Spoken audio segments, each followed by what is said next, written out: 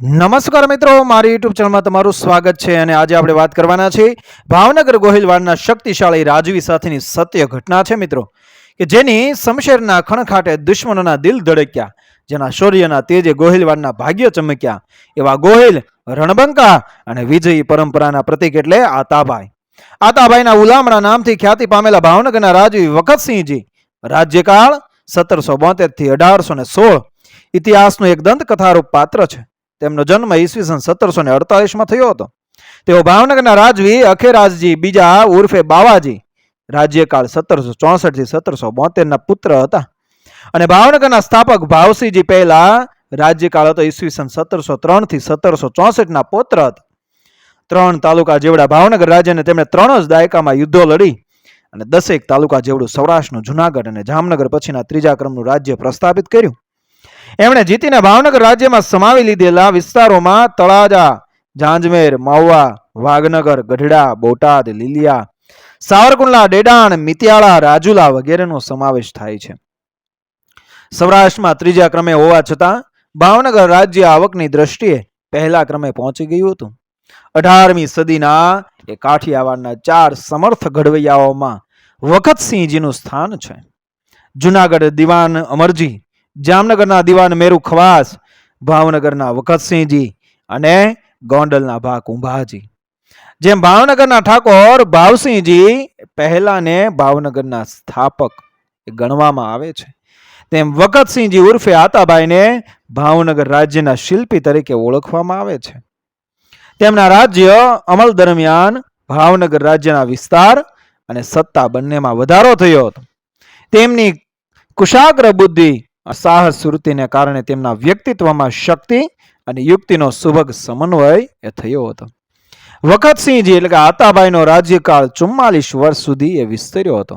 તે દરમિયાન તેમણે જે પ્રદેશોને પોતાના રાજ્યમાં ઉમેર્યા તેને કારણે તેમણે ખાચર, ખુમાણ, વાળા વગેરે કાઠીઓ, ખાસિયાઓ, કોળીઓ તેમજ પાલીતાણાના ગોહિલોને વશ કર્યા હતા.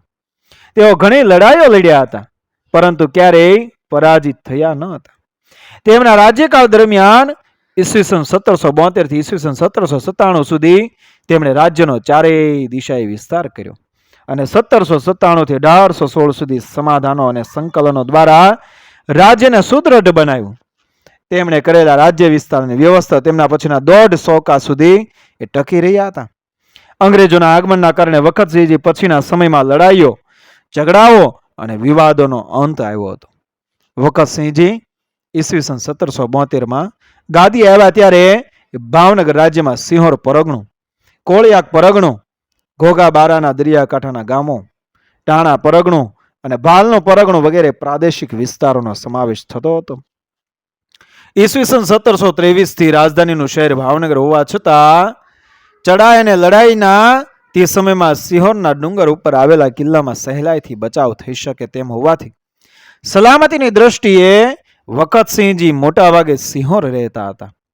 આતાભાઈની સાહસિકતા યુવાવસ્થાથી જ પ્રગટ થતી રહી હતી. તેઓ 16 વર્ષના હતા ત્યારે એક દલિત કન્યાએ કાઠીઓ ભગાડીને લઈ જતા હતા. દલિત કન્યાના પિતાની આજીજીથી વ્યથિત થઈને આતાભાઈ પોતાની ઘોડી એ તૈયાર કરવા કહી અને હથિયાર લઈને એ સિંહોરના દરબાર ગઢમાંથી નીચે ઉતર્યા. પિતા ઠાકોર અને અખેરાજજી બીજા બાવાજીએ ઘણા રોક્યા છતાં તેઓ રોકાયા નહીં. ઝડપભેર ઘોડી દોડાવીને ભાગી જતા કાઠીઓને પડકારી તે કન્યાને છોડાવીને પોતાની ઘોડી પર પાછળ બેસાડી સિંહોર લઈ આવ્યા. દલિત કન્યાની આ દુવાને ઝવેરચંદ મેઘાણીએ એ ઢેડ કન્યાની દુવા નામની સૌરાષ્ટ્રની રસધારની એ લોક વાર્તામાં મૂર્ત રૂપ આપ્યું છે. આતાભાઈના પિતા શ્રી અખેરાજજી બીજાને તેમણે અંગ્રેજોની કરેલી મદદના બદલામાં તળાજા મળતું હતું, પરંતુ તેઓ શેત્રુંજી નદીની પહેલી પાર રાજ્ય વિસ્તાર કરવા માંગતા ન હોવાથી તેમણે તે લીધેલું નહીં. એટલે અંગ્રેજોએ તળાજા ખંભાતના નવાબ મોમીન ખાન બીજાને આપ્યું હતું. આ મોમીન ખાને નુરુદ્દીનને તળાજાના સુબા તરીકે નિમ્યો હતો. નુરુદ્દીન તળાજા વિસ્તારમાં લૂંટપાટ કરતો અને લોકોને ખૂબ રંજાડતો હતો. તેણે ગોવધ પણ કરવા માંડ્યો હતો. આ બાબતની ફરિયાદો આતાભાઈને મળતા તેમણે તે બાબતે ખંભાતના નવાબ સાથે વાટાઘાટો કરી. નવાબે 75,000 રૂપિયા લઈને તળાજા એ આતાભાઈને આપવાની તૈયારી બતાવી ત્યારે અંગ્રેજોની મદદ લઈને એ આતાભાઈએ તળાજા લીધું. નવાબે નુરુદ્દીનને તળાજાનો કબજો આતાભાઈને સોંપી દેવા જણાવ્યું, પરંતુ જ્યારે કબજો માંગવામાં આવ્યો ત્યારે નુરુદ્દીને તે આપ્યો નહીં. આથી આતાભાઈએ એ તોપબળ સાથે સૈન્ય લઈ અને તળાજા પર ચડાઈ કરી. 7 દિવસની લડાઈને અંતે નુરુદ્દીન શરણે થયો.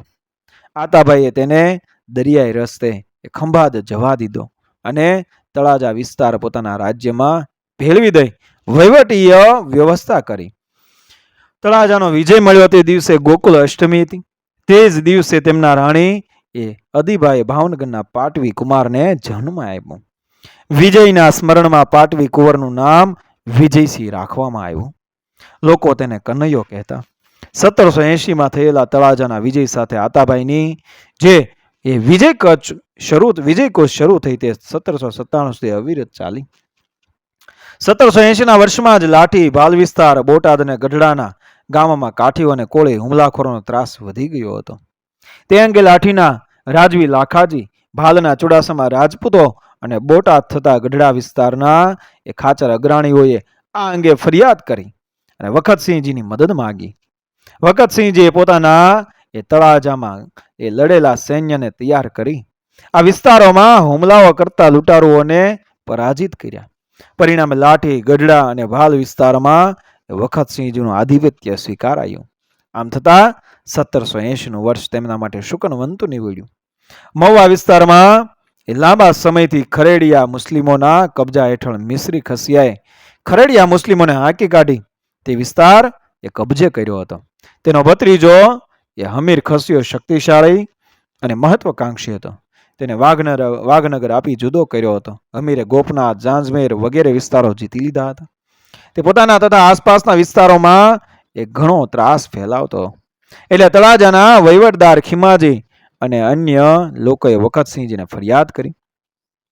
વખતસિંહે સૈન્ય સાથે હલ્લો કરી એ વાઘનગર, જાંજમેર વગેરે લઈ લીધા. ગોપનાથના મહંતની ભલામણથી એ વખતસિંહજીએ તેને વાઘનગર જવા દીધો અને જાંજમેર વગેરે વિસ્તારો પોતાના રાજ્યમાં ભેળવી દીધા. મધુવન ગામ વાજા રાજપૂતોને જીવાય માટે આપ્યું. આ ઈસવીસન 1782ની સાલની વાત છે.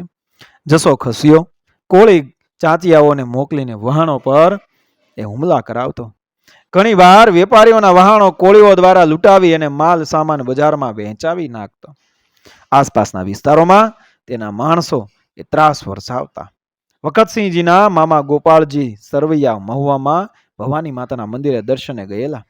ત્યારે જુસા ખસિયાએ અપમાન કરેલું. હમીરને પોતાના પિતરાય ભાઈ એ જુસા સાથે વાંધો પડતા તેણે પણ વખતસિંહજીને ફરિયાદ કરી. તે ઉપરાંત ચાંચિયાગીરીને કારણે ખંભાત વિસ્તારના વેપારને નુકસાન થતું હતું. એટલે મુંબઈના ગવર્નરે સુરતના કલેક્ટર દ્વારા વખતસિંહજીને પત્ર લખાવી એ બાબતે પગલાં લેવા જણાવ્યું હતું. આ બધા કારણો અને ફરિયાદો અંગે એ વિચારીને વખતસિંહજીએ મહુવાના જસા ખસિયાને પાઠ ભણાવવાનું નક્કી કર્યું. તે માટે 15,000 સૈનિકોનું અનુભવી સૈન્ય તૈયાર કર્યું. તેને રવાના કરી વખતસિંહજી આગળ મહુવા પહોંચી ગયા. બહાર રાવટીઓ બાંધી દીધી. જસાને કહેવડાવ્યું કે અમે તો અઠવાડિયું હવાફેર કરવા અને ભવાની માતાને દર્શને આવ્યા છીએ. જસો ખસ્યો ગાફેલ રહ્યો. તે સમયે સૈન્યને ગીચ જાળીના કારણે એ તળાજા થઈ દરિયાઈ રસ્તે મહુવા મોકલવું પડતું. આ ઘણો લાંબો રસ્તો હતો. વખતસિંહજીએ હોશિયાર કારીગરોને કામે લગાડી એક જ અઠવાડિયામાં જાળી કાપી ટૂંકો રસ્તો તૈયાર કરાવી દીધો. તેમાંથી લશ્કર ઝડપથી મહુવા પહોંચી ગયું. જસો શરણે થવાને બદલે એ કિલ્લામાં ભરાઈ ગયો. વખતસિંહજીના તોપદળે 7મા દિવસે કિલ્લામાં ગાબડું પાડી અંદર પ્રવેશ કર્યો. વખતસિંહજીએ મહુવા વિસ્તાર કબજે કરી અને વહીવટી વ્યવસ્થા ગોઠવી દીધી. જસો ખસ્યો નાસીને એ રાજુલા જતો રહેલો. તેથી વખતસિંહજીએ તેનો પીછો કર્યો. રાજુલાનો ભોળો ધાંખડો શરણે થયો, પરંતુ જસાને નાસી જવામાં મદદ કરી એટલે તેમણે રાજુલા કબજે કર્યું. જસો ડેડાણથી નાસી ગયો, પણ ડેડાણના દંતા કોટિલાએ વખતસિંહજીનું આધિપત્ય સ્વીકારીને તેમણે ઘોડો ભેટ આપ્યો. વખતસિંહજી આગળ ન જતા ભાવનગર પાછા ફર્યા. આ સમયે ઈસવીસન 1784નો હતો. જસો ખસ્યો ગીરમાં નાસી જઈ લોકોને રંજાડવા લાગ્યો. હમીર ખસ્યો તેમાં મદદ કરતો હતો. આ ખબર જાણીને વખતસિંહજીએ આરબ જમાદારની સેના સાથે વાઘનગર મોકલ્યો. તેણે તે કબજે કર્યું. વખતસિંહજીએ ઈસવીસન 1785માં વાઘનગરને ભાવનગરમાં ભેળવી દીધો. પરિણામે લોકોમાં શાંતિ અને સલામતી સ્થપાઈ. કુંડલાના કાઠી દરબાર આલા ખુમારનું અવસાન થતા તેમના 6 દીકરાઓ વચ્ચે સત્તાની વહેંચણીમાં વિવાદ થયો. સૌથી મોટા દીકરા ભોજે વખતસિંહજીની મદદ માગી. વખતસિંહજીની સેના કુંડલા પર ચડાઈ લઈ ગઈ ત્યારે બીજા દીકરા મૂળોએ સામનો કર્યો. બે નાના દીકરાઓએ જુનાગઢના નવાબ હમીદ ખાનની મદદ માંગી. તેની સેનાને પણ મૂળુએ કુંડલામાં પ્રવેશવા ન દીધી. આ ઝઘડામાં જુનાગઢની મોટી સત્તાએ પ્રવેશ કર્યો એટલે વખતસિંહજીએ ધીરજ રાખી. આ પછી 6 વર્ષે 1790માં વખતસિંહજીએ કુંડલા પર હલ્લો કર્યો. તે વખતે પણ જુનાગઢની સેના આવી પહોંચી, પરંતુ વખતસિંહજીએ તેને મારી હટાવી. વખતસિંહજીની સેનાએ કુંડલાનો કબજો લઈ લીધો, પણ તેમનો સામનો કરનારો મૂળુ મિતિયાળા નાસી ગયો. તેનો પીછો કરી વખતસિંહજીએ મિતિયાળા પણ જીતી લીધું. આસપાસના ખુમાણ કાઠીઓ એ કુંડલાને મદદ કરવા માંગતા હતા. તેમને સૌને હરાવીને વખતસિંહજીએ સલડી, આસોદર, ગુંદરણ અને લીલિયાનો પણ કબજો લઈ લીધો. કાઠીઓ નાની લડાઈઓ, છાપાઓ અને લૂંટફાટમાં કુશળ હતા, પણ મોટી લડાઈઓના કુશળતા તેમનામાં નહોતી. વખતસિંહજીએ કુંડલા વગેરે ઘણા કાઠી મથકો જીતી લીધા હોવાથી તેમણે સમગ્ર કાઠી સમાજમાં હતાશા વ્યાપી વળી હતી. તેમાંથી બહાર નીકળવા એ ચિત્તળના કુંપાવાળા, જસદણના વાજસુર, ખાચર, જેતપુરના વિરારવાળા વગેરે કાઠીઓ અન્ય સર્વ કાઠી અગ્રણીઓને ચિત્તળ બોલાવી વખતસિંહનો સામૂહિક સામનો કરવા એ ભાવનગર પર ચડાઈ કરવાનું એ નક્કી કર્યું. વખતસિંહજીનું ગુપ્તચર તંત્ર સમર્થ હતું એટલે તેમણે આ હિલચાલની ખબર મળી ગઈ. પહેલો ઘા રાણાનો એ વખતસિંહજીની યુદ્ધ નીતિનો મૂળ મંત્ર હતો. વખતસિંહજી લાઠી, વડા વગેરેના રાજવીઓને તથા પોતાની દેવાણી, વાછાણી, ગોવિંદાણી, ઘોઘારી વગેરે શાખાના ગોહિલોને પોતાને સાથ આપવા જણાવ્યું. કાઠીઓની ચડાઈ આવે તે પહેલા ચિત્તલ પહોંચી જવા એ સેના તૈયાર કરી. વખતસિંહજી કુશળ બુદ્ધિના નિપુણ અને સંસ્કાર પ્રિય રાજવી હતા. તે સમયે એ કચ્છથી એ કમાગરી વગેરે ચિત્ર શૈલીઓના ચિતારાઓ આવ્યા હતા. એમણે વિનંતી કરી કે અમારે સિંહોરના દરબારગઢમાં ભીંત ચિત્રો તૈયાર કરવા છે, તે માટે અમને સંમતિ આપો. વખતસિંહજીએ કહ્યું કે તમે સૌ પણ અમારી સાથે ચાલો. લડાઈની તૈયારીઓ જોશો તો તમને તમારા ચિત્રોના વિષયો મળશે. ચિતારાઓ ખરેખર સેના સાથે જોડાઈ ગયા. પરિણામે આજે પણ સિંહોરના દરબારગઢની દિવાલો પર એ વખતસિંહજીની સેના, ઘોડાઓ, હથિયારો, અગ્રણી લડવૈયાઓ વગેરેના ચિત્રો અંકિત થયેલા છે. તેમના નામ પણ લખાયા છે. એટલું જ નહીં, પછીથી ઈસવીસન 1912માં મહારાજા ભાવસિંહજી બીજાએ આ ચિત્રોના રંગીન ફોટોગ્રાફ લેવડાવીને તેને ઇંગ્લેન્ડ મોકલાવીને કલાત્મક ગંજીફાના સેટ તૈયાર કરાવ્યા હતા, જે આજે પણ એ કલા સંગ્રહમાં કિંમતી જણસ તરીકે સંગ્રહાયેલી છે. વખતસિંહજીની સેના કાઠીઓ નીકળે તે પહેલા એ ચિત્તળ પહોંચી ગઈ. કાઠીઓ ખુલ્લી લડાઈમાં એ કુશળ હતા, પરંતુ કિલ્લામાંથી બહારની સેનાનો સામનો કરવાનું તેમને ફાવતું ન હતું. વખતસિંહજીના સૈન્યનો ઘેરો 40 દિવસ સુધી ચાલ્યો. કાઠીઓનો આવો મોટો સમૂહ ક્યારેય એકત્ર થયેલો ન હતો. જાદવ ડાંગર નામના એક મરજીભાઈ વખતસિંહજીના પ્રોત્સાહનથી એ હિંમત કરી અને રાતના અંધારામાં ખીલાઓ અને હથોડા લઈને તે એકલો ગયો. તે કામ આવી જાય તો તેના કુટુંબને એ સાચવવાની જવાબદારી એ વખતસિંહજીએ સ્વીકારી હતી. તે છેક કિલ્લા પાસે તોપો નજીક પહોંચી ગયો અને તોપો ઉપરના કાણામાં એ ખીલા ધરબી હેમખેમ પાછો આવ્યો. તોપો નકામી થઈ જતા બીજા દિવસે વખતસિંહજીની સેનાએ એ કિલ્લામાં એ ગાબડું પાડી અંદર પ્રવેશ કર્યો. કાઠીઓમાં નાસભાગ થઈ ગઈ અને કંપાવાળાનો ભાઈ ભાયાવાળા પકડાયો, પણ વખતસિંહજીને તેની સામે વેર નહોતું એટલે તેને છોડી મૂક્યો. ચિત્તળનો કબજો લઈને એ વખતસિંહ કાઠી મોરચાના ભાગીદાર બોટાદ, ગઢડા, ભીમદાદ વગેરે ગામો સર કર્યા અને જસદણનો કિલ્લો પણ એ તોડ્યો. આસપાસના ઘણા વિસ્તારો પર એ કાબુ મેળવી લીધો. વખતસિંહજીની લડાઈઓમાં ઈસવીસન 1793માં તાણોનો ચિત્તળ વિજય ઘણો મહત્વનો હતો. આ મહાન વિજયની સ્મૃતિમાં ભાવનગરની પ્રજાએ ઉત્સવરૂપ ઉજવણી પણ કરી હતી. વખતસિંહજીના દુશ્મનોમાં કાઠી, ખસિયા, કોળીઓ ઉપરાંત જૂનાગઢના નવાબનો પણ સમાવેશ થતો હતો. મરાઠાઓની ખંડણી માટેની ચડાઈઓ પણ એ આવતી હતી.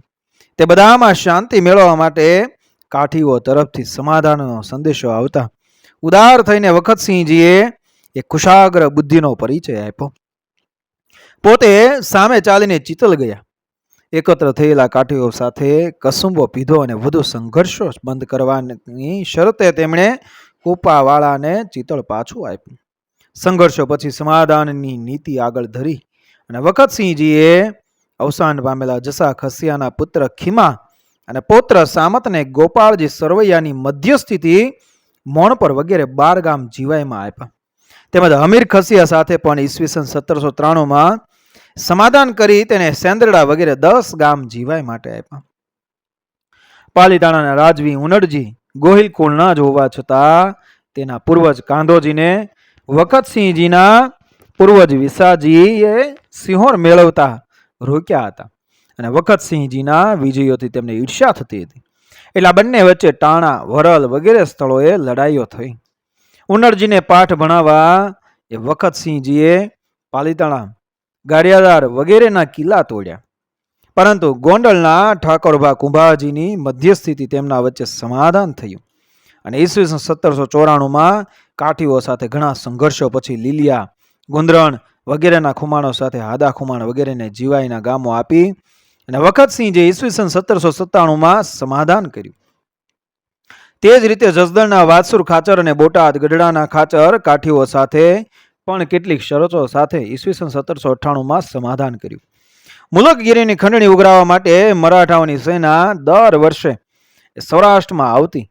તેને સિંહોર આસપાસ 2 વખત હરાવી અને નાસીપાસ કર્યા અને ત્રીજી વખતે તેમની મોટી સેના જોઈ ખંડણીની મોટી રકમ આપી અને વખતસિંહજીએ સમાધાનનો માર્ગ લીધો. જૂનાગઢની સેના સામે મોટી લડાઈ થઈ. તેમાં ઘણા પ્રદેશ જતો કરવો પડે તેમ હતો.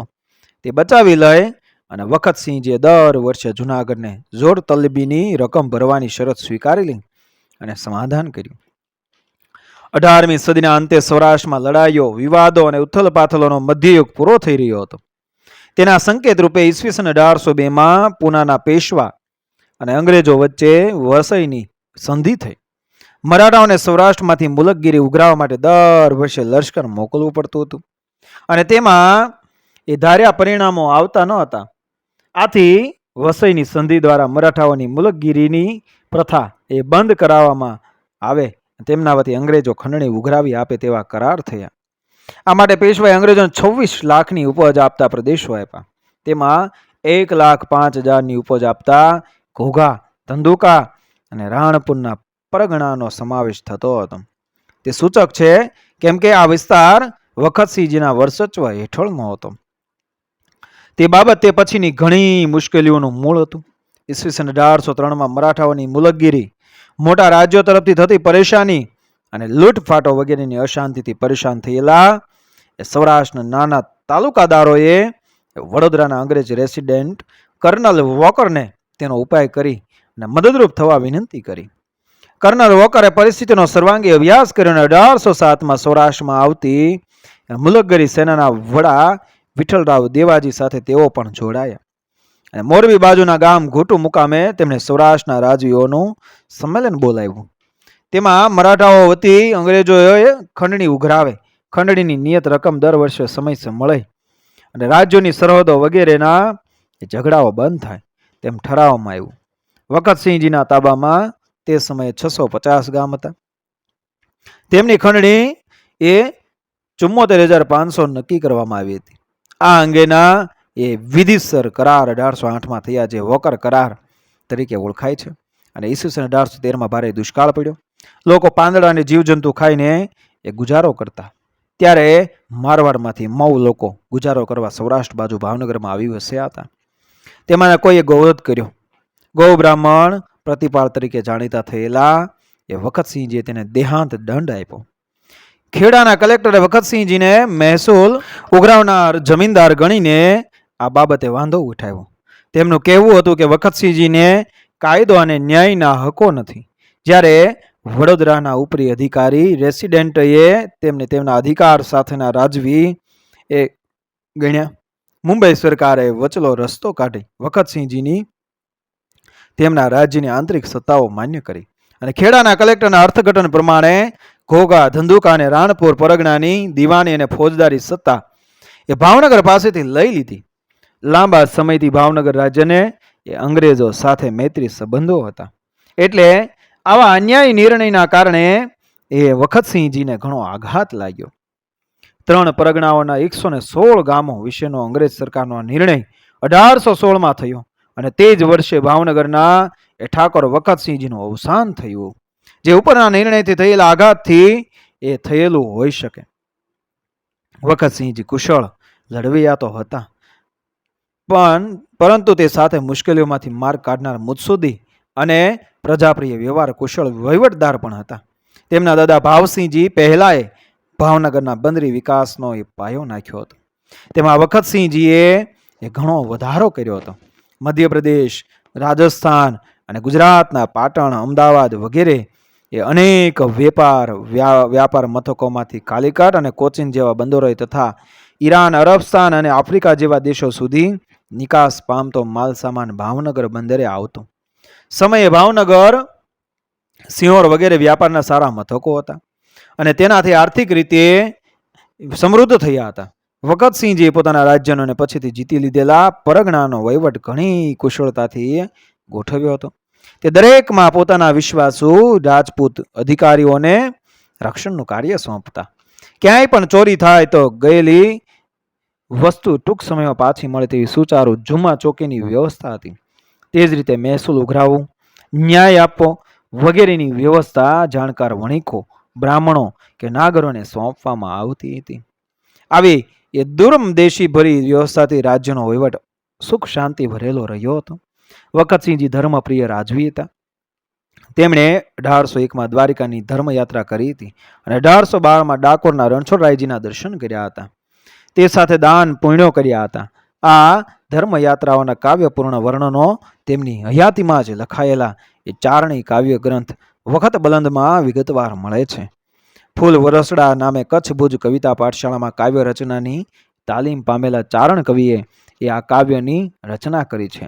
તે ચારણી ભાષામાં હોવાથી તેનો ગુજરાતી ભાવાનુવાદ અને વિગતવાર ઉપોદ્ઘાતવાળા એ સંપાદનથી ડૉક્ટર બળવંત જાની વગેરે તે ગ્રંથને પ્રસિદ્ધિ આપી છે. મિત્રો કે વખત બુલંદ એટલે શક્તિશાળી ઠાકોર એ વખતસિંહજી.